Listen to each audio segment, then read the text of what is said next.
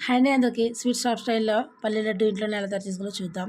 ముందుగా పల్లీల్ని ఇలా పొట్టుపోయేలాగా వేయించేసుకుని పక్కన పెట్టేసుకోవాలండి. ఇప్పుడు ఒక గిన్నెలోకి జిగురు బెల్లాన్ని తీసుకుని కొద్దిగా వాటర్ వేసుకుని ఈ బెల్లాన్ని పూర్తిగా కరిగిన తర్వాత వేరే బాండీలోకి వడగట్టేసుకోవాలి.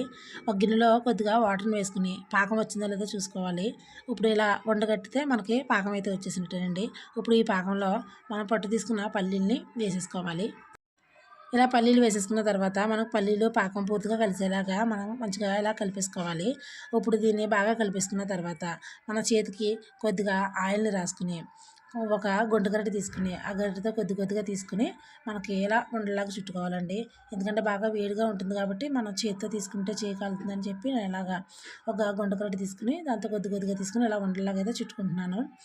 ఇలా మనకి మొత్తం అంతా కూడా ఇలాగ చిన్న చిన్న ఉండలాగా చుట్టేసుకుని ఒక డబ్బాలో పెట్టుకుని స్టోర్ చేసుకుని రోజుకు ఒక లడ్డు తింటే మన ఆరోగ్యానికి చాలా మంచిదండి. నచ్చితే ఒక లైక్ చేయండి.